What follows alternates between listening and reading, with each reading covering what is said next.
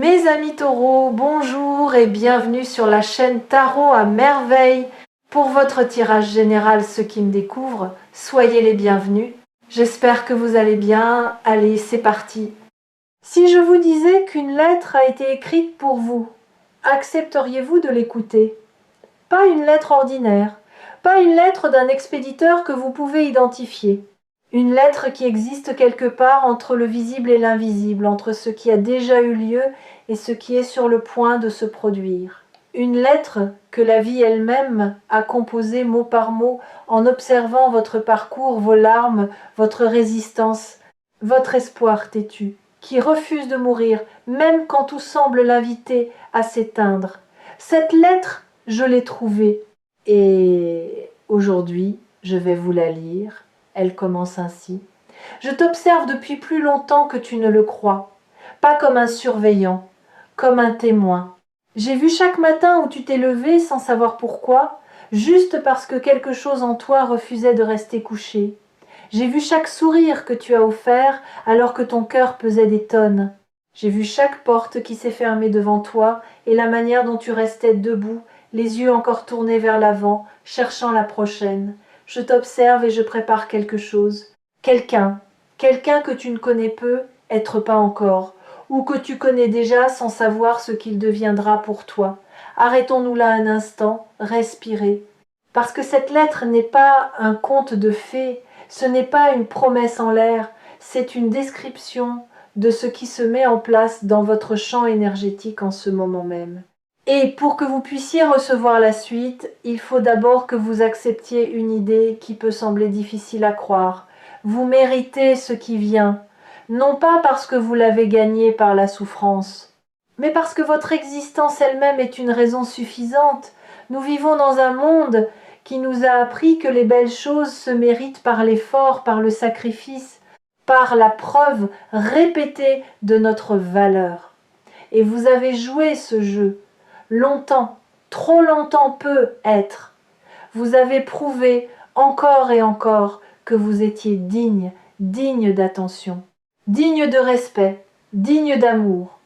Et à chaque fois que vous pensiez avoir suffisamment prouvé, la barre montait d'un cran, comme un examen sans fin où la note de passage change à chaque session. Ce cycle s'arrête ici, pas parce que vous avez enfin atteint le score requis, parce que le score n'a jamais existé, il était une illusion, un piège conçu pour vous maintenir dans une course perpétuelle vers un horizon qui recule à mesure que vous avancez. La personne qui va changer votre vie ne vient pas parce que vous l'avez mérité, elle vient parce que le timing est juste. Et le timing est juste parce que vous avez cessé, peut-être sans vous en rendre compte, de courir vers cet horizon impossible. Quelque chose en vous s'est arrêté. Pas par épuisement, par lucidité, par cette forme de sagesse qui ne vient que lorsqu'on a compris que la course était le problème, pas la vitesse. Et dans cet arrêt, quelque chose de miraculeux s'est produit. Vous avez commencé à vous voir, pas à travers le regard des autres, pas dans le reflet de vos accomplissements ou de vos échecs. Vous vous êtes vu simplement tel que vous êtes, quand personne ne regarde. Et ce que vous avez vu ne vous a pas dégoûté. Ce que vous avez vu était quelqu'un de profondément humain, imparfait, oui, abîmé par endroits, oui, mais vivant, irréductiblement vivant, avec une capacité d'aimer qui a survécu à tout ce qui aurait dû la détruire, et cette vision de vous-même, aussi fugace qu'elle ait pu être, a envoyé une onde dans l'univers, comme une pierre jetée dans un lac immobile. Des cercles concentriques se sont formés, et ces cercles voyagent encore. Ils s'étendent, ils touchent des rives que vous ne pouvez pas voir.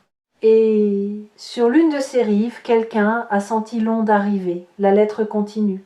La personne que je t'envoie n'est pas celle que tu aurais choisie. Elle n'est pas le portrait que tu as dessiné dans ta tête pendant toutes ces années. Elle ne correspond pas à la liste de critères que tu as construite à partir de tes blessures passées, cette liste qui n'est rien d'autre qu'un mur déguisé en standard. La personne que je t'envoie te surprendra. Et cette surprise sera la première preuve que quelque chose de nouveau est possible, que ta vie n'est pas condamnée à répéter les mêmes schémas, que le chapitre qui s'ouvre n'est pas la suite du précédent, c'est un livre entièrement différent. Cette idée mérite qu'on s'y attarde. Nous construisons tous, consciemment ou non, un portrait robot de la personne qui est censée nous rendre heureux. Ce portrait est façonné par nos expériences passées, par ce qui nous a manqué, par ce qui nous a blessés. Si vous avez souffert de l'indifférence, vous cherchez l'attention débordante. Si vous avez souffert du contrôle, vous cherchez la liberté absolue. Si vous avez été trahi, vous cherchez la transparence totale. Et ces recherches, aussi logiques qu'elles paraissent, sont des pièges, parce qu'elles ne vous guident pas vers ce dont vous avez besoin. Elles vous guident vers l'opposé exact de ce qui vous a fait mal. Et l'opposé exact d'une blessure n'est pas la guérison. C'est une autre forme de déséquilibre. La personne qui va changer votre vie ne sera pas l'opposé de vos blessures. Elle sera autre chose. Quelque chose que votre mental n'a pas prévu parce qu'il ne pouvait pas le concevoir, quelque chose qui échappe aux catégories, qui ne rentre pas dans les cases, qui, au premier abord, pourrait même vous déstabiliser parce qu'elle ne correspond à aucun de vos schémas de référence. Et c'est justement cette non-correspondance qui sera le signe le plus puissant que cette fois c'est différent, que cette fois ce n'est pas votre blessure qui choisit, c'est votre âme. La lettre reprend. Ne la cherche pas, c'est la condition. Je sais que c'est difficile à entendre. Toi qui as passé tant de temps à chercher, à espérer, à scruter chaque visage, chaque conversation, chaque rencontre en te demandant « est-ce toi, est-ce cette fois ?» Mais la recherche est un bruit. Et le bruit couvre le signal. Ce que je te demande, c'est de devenir silence. Pas un silence vide, un silence plein. Le silence de celui qui sait que la réponse existe déjà et qui attend non pas avec résignation, mais avec la confiance de quelqu'un qui a planté une graine et qui sait que le printemps fait son travail dans l'invisible. Il y a une différence fondamentale entre attendre par impuissance et attendre par confiance. L'attente par impuissance est passive. Elle est teintée de frustration, de doute, de ce sentiment lancinant que rien ne bouge et que rien ne bougera jamais. L'attente par confiance est active, pas active dans le sens de l'agitation, active dans le sens de la présence. Vous êtes pleinement là, dans votre vie, dans vos journées, dans vos projets, dans vos relations existantes. Vous ne suspendez rien en attendant que quelqu'un arrive pour tout commencer. Vous vivez intensément, complètement, et c'est cette plénitude vécue, cette vie habitée sans conditions préalables, qui crée l'espace magnétique dans lequel la bonne personne peut enfin apparaître. Parce que les gens qui vivent pleinement émettent une lumière particulière, pas une lumière flamboyante, spectaculaire, aveuglante, une lumière chaude, constante, comme celle d'une maison éclairée la nuit, vue de loin, qui donne envie de s'approcher, qui promet la chaleur et le refuge sans avoir besoin de crier pour se faire remarquer. Vous êtes cette maison, et votre lumière est allumée. Peut-être ne le saviez-vous pas, mais quelqu'un, quelque part, l'a déjà aperçue, et cette lumière, elle a une qualité que vous ne soupçonnez pas. Elle n'attire pas n'importe qui, elle attire ceux qui sont capables de la voir. Et la capacité de voir la lumière de quelqu'un d'autre est directement liée à la capacité de reconnaître sa propre lumière. Ce qui signifie que la personne qui sera attirée vers vous est une personne qui a fait son propre travail intérieur, pas nécessairement consciemment, pas nécessairement dans un cadre spirituel ou thérapeutique, mais à sa manière, par ses propres chemins, à travers ses propres tempêtes, elle est arrivée à un point de clarté suffisant pour reconnaître la vôtre. Et cette reconnaissance mutuelle, quand elle se produit, crée un phénomène que les mots décrivent mal, une sensation de familiarité immédiate, de confort inexplicable, de certitude silencieuse que quelque chose de rare est en train de se produire. Vous le sentirez, pas dans votre tête, dans vos os, dans ce lieu ancien au fond de vous qui reconnaît la vérité avant que la raison ne la comprenne. Si cette vidéo vous a trouvé sur Tarot à merveille, c'est que votre lumière a guidé votre clic autant que votre curiosité. Il y a une intelligence dans les choix que nous faisons sans réfléchir. Une intelligence du cœur qui sait, avant le mental, ce dont nous avons besoin. La lettre continue et ici, elle prend un ton plus intime. Il y a quelque chose que tu portes en toi et que cette personne va reconnaître immédiatement. Pas tes qualités visibles, pas ton humour, ton intelligence, ta beauté ou ton courage, quelque chose de plus profond, quelque chose que tu caches, cette part de toi que tu considères comme ta faiblesse, cette fragilité que tu dissimules sous des couches de compétence et de sourire, cette blessure que tu portes comme un secret honteux. C'est précisément cela que cette personne verra en premier. Et au lieu de s'en détourner, elle s'en approchera avec douceur, avec respect, avec la reconnaissance silencieuse de quelqu'un qui porte une blessure similaire et qui sait ce qu'il en coûte de la cacher au monde. Voilà peu, être la partie la plus difficile à entendre. Parce que nous passons notre vie à cacher nos fissures, à perfectionner notre façade, à nous assurer que personne ne voit ce qui se passe derrière le rideau. Et l'idée que quelqu'un puisse voir exactement ce que nous cachons et nous aimer, non pas malgré cela, mais à cause de cela, cette idée est terrifiante. Terrifiante et libératrice à la fois. Terrifiante parce qu'elle implique une vulnérabilité totale. Libératrice parce qu'elle promet la fin de l'épuisement. L'épuisement de prétendre, de maintenir le masque, de veiller à ce que les bonnes pièces soient éclairées et les mauvaises dans l'ombre. Imaginez un instant ce que serait votre vie si vous n'aviez plus besoin de ce masque. Si vous pouviez exister, simplement exister, avec tout ce que vous êtes, le lumineux et le sombre, le fort et le fragile, le certain et le tremblant. Imaginez la quantité d'énergie que vous récupéreriez. L'énergie que vous investissez chaque jour, chaque heure, dans le maintien de l'apparence. Cette énergie-là, une fois libérée, pourrait nourrir des rêves entiers, pourrait construire des projets qui dorment dans vos tiroirs, pourrait ouvrir des conversations que vous repoussez depuis des années.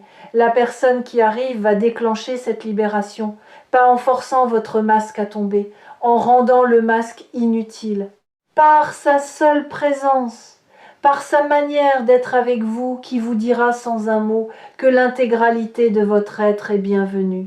Pas seulement les pièces présentables, l'intégralité. La lettre poursuit.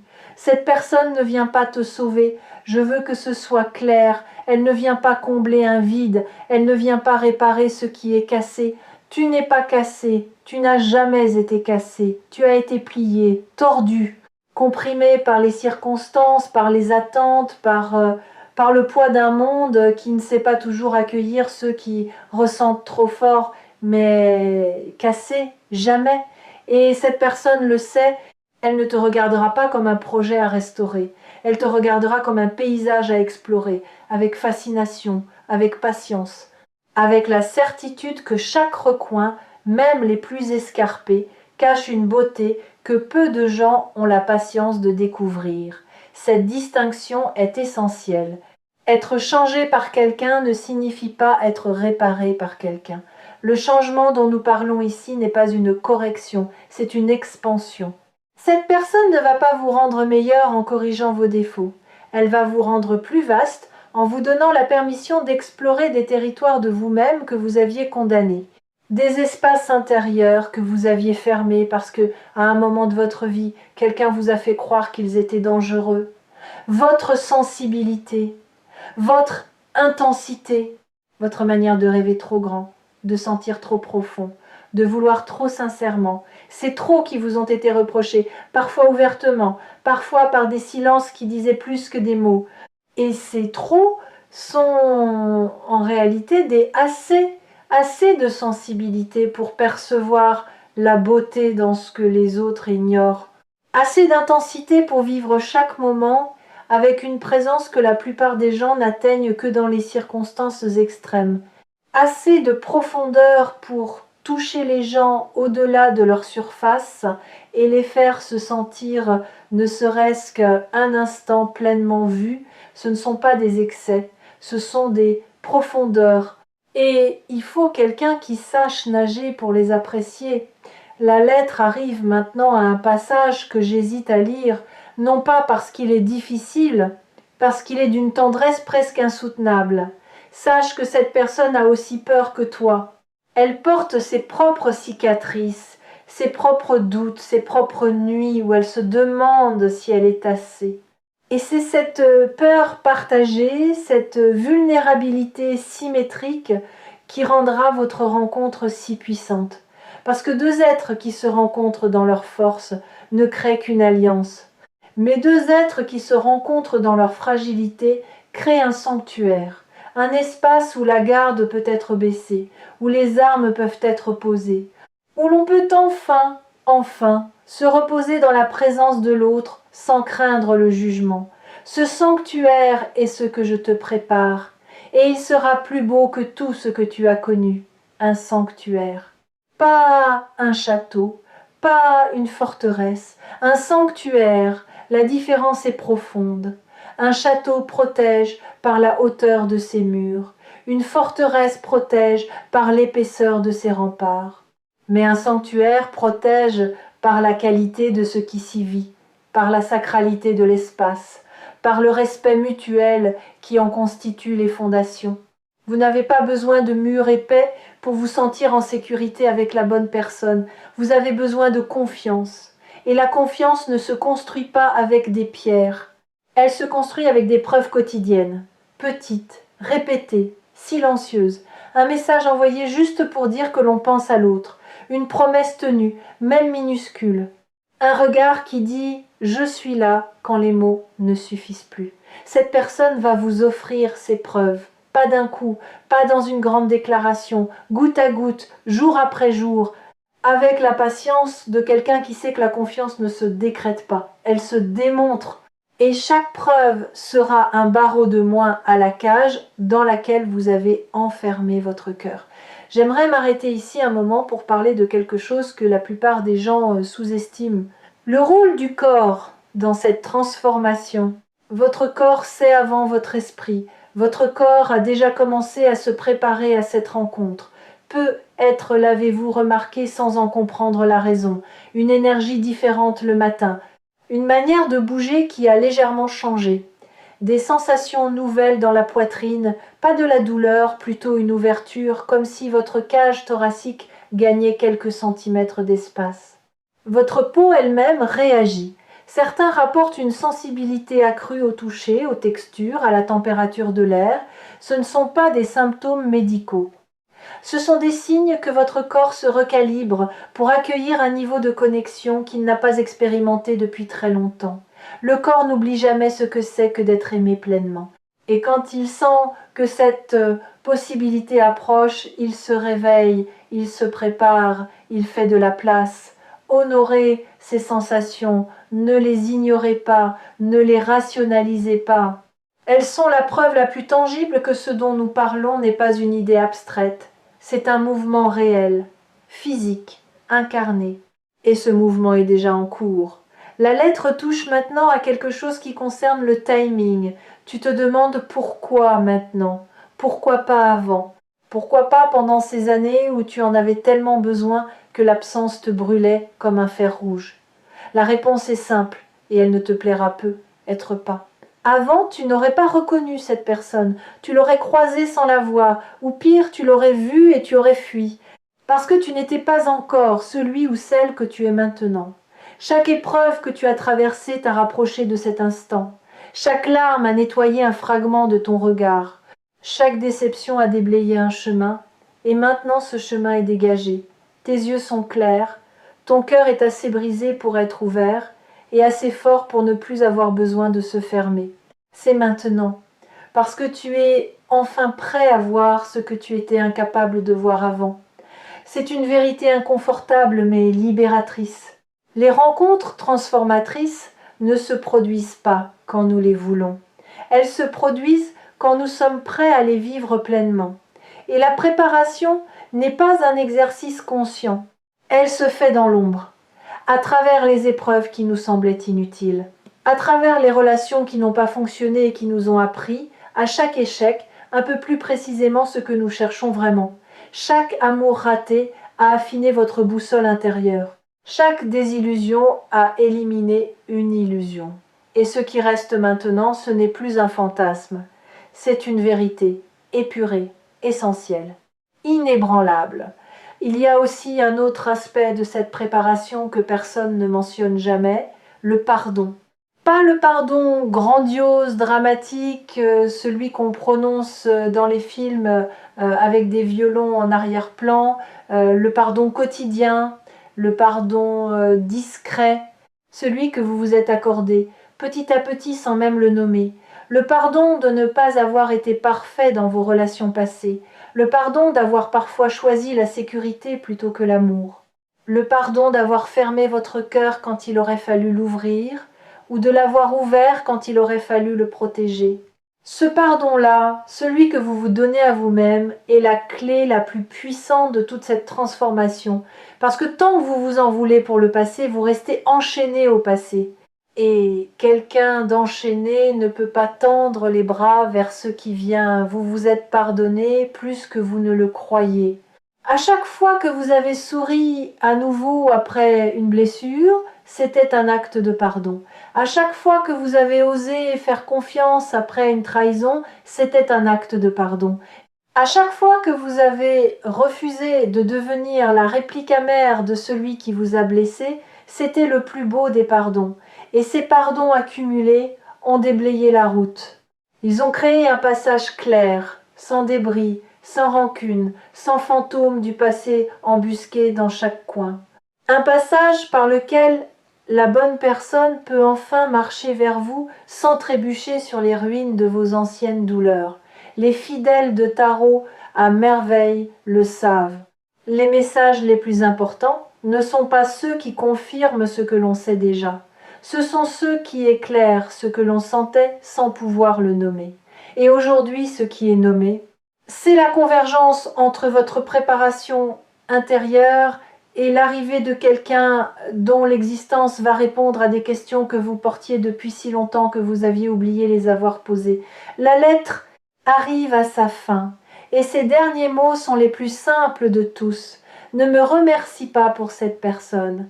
Remercie-toi pour chaque matin où tu as choisi de te lever, pour chaque nuit où tu as choisi de croire encore, pour chaque instant où tu as refusé de devenir amer, cynique ou fermé. C'est ce refus qui t'a gardé vivant. C'est ce refus qui a maintenu la porte ouverte. Et c'est par cette porte ouverte que cette personne va entrer. Pas parce que je l'ai décidé, parce que tu l'as permis par ton courage quotidien, par ta tendresse obstinée, par cette lumière dans tes yeux que rien, absolument rien, n'a réussi à éteindre. La lettre est terminée, et je la dépose maintenant entre vos mains. Pas pour que vous la relisiez indéfiniment, pour que vous la laissiez travailler en vous comme un levain dans la pâte, comme une mélodie qui continue de jouer dans votre tête longtemps après que la musique s'est arrêtée. Ce qui va suivre dans votre vie ne sera pas un tremblement de terre, ce sera un lever de soleil, lent, progressif. D'abord une lueur à peine perceptible à l'horizon, si discrète que vous pourriez la confondre avec un reste de la nuit. Puis une chaleur naissante sur votre peau, inattendue, comme une main posée doucement sur votre épaule. Puis la lumière pleine, entière, qui révèle un paysage que vous n'aviez jamais vu aussi clairement. Un paysage que vous habitiez depuis toujours, mais que l'obscurité vous empêchait de reconnaître comme le vôtre. Quelqu'un arrive, et cette personne ne va pas simplement changer un aspect de votre vie. Elle va changer la manière dont vous vous voyez, la manière dont vous habitez vos journées, la manière dont vous respirez. Quand personne ne vous regarde, elle va vous apprendre par sa seule existence que vous n'avez jamais été trop, que vous n'avez jamais été pas assez, que vous avez toujours été exactement ce qu'il fallait. N'oubliez pas de revenir sur Tarot à merveille quand le doute frappera de nouveau à votre porte, parce que le doute frappera, il frappe toujours. Mais désormais, vous avez une lettre entre les mains, une lettre que la vie a écrite pour vous. Et les lettres de la vie ne mentent jamais. Préparez-vous. Non pas en construisant des murs, en ouvrant des fenêtres. Chaque fenêtre ouverte est une invitation. Et quelque part, à une distance que ni vous ni moi ne pouvons mesurer, quelqu'un marche vers la lumière que vous laissez filtrer. Cette personne ne marche pas vite. Elle ne court pas. Elle avance avec la même certitude tranquille que la vôtre, parce qu'elle aussi a reçu une lettre. Et sa lettre parlait de vous.